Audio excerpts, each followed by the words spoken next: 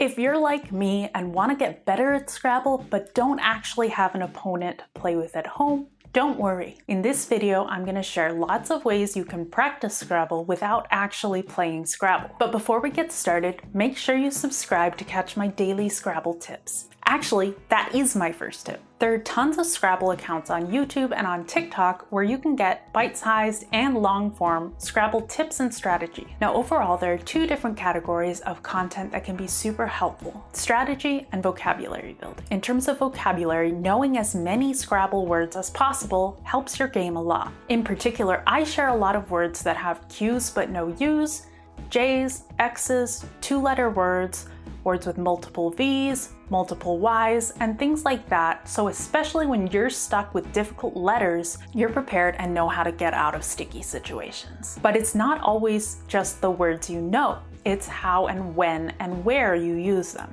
I also share quick strategy tips like how to use two-letter words to spell multiple words at once and get more points, using suffixes, and adjusting your strategy depending on the level of your opponent. Filling your feed with super quick short-form content helps you learn a lot without feeling like you're studying. My next tip is finding word lists online. I've got a free two-letter word download where you can check out all of the two-letter words allowed in Scrabble. Those are super helpful to know and to memorize. I'll leave a link in the description if you want to check it out. There are word lists for all sorts of things. All of the Q but no U words, all of the Scrabble words containing the letter J or X, words ending with Z, that kind of stuff. If there's a particular letter you struggle with, I'm sure there's a list online if you search for it. Or if you don't find anything good, leave a comment and I'll create a resource for you. Now, when you get these word lists, be sure to cross-reference the words on the list with the actual Scrabble dictionary, because sometimes they're inaccurate or out of date. Most of the people who make this kind of content, like myself,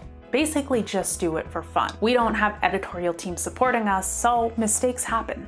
Anagrams are another good form of practice. There are tons of anagram games you can play online.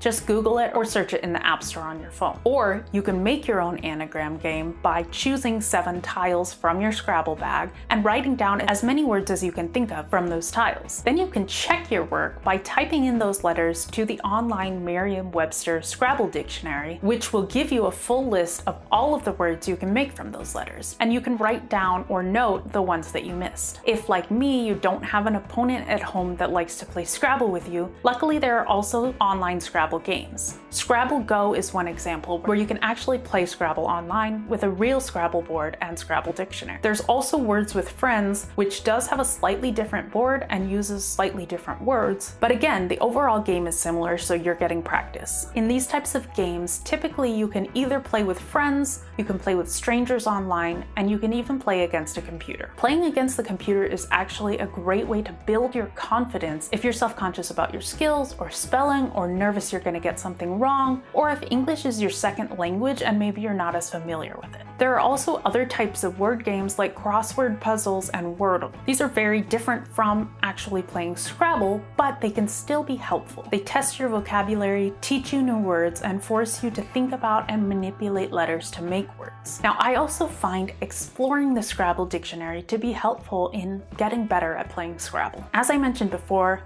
anything that helps build your vocabulary and spelling helps your game. So even things like reading and writing can be helpful. I love reading on Kindle because anytime you find a word you're unfamiliar with, you can press and hold on that word and it'll pull up the dictionary definition and the Wikipedia for it. Learning about the word is a lot more helpful to remembering than just seeing the word. When you're reading, you can even take it a step further by writing down the new words and definitions that you find, or by highlighting it in your Kindle. Once you've highlighted something, you can go on your computer or on a web browser into your Kindle notes and see every single word you highlighted. Reviewing these new words every once in a while helps you remember them in the long term. There are literally endless ways you can practice Scrabble even without an opponent. These are just a few of my favorites. Drop a comment below with any Scrabble resources or websites that you find helpful in your practice. And please give this video a thumbs up and subscribe if you learned anything new.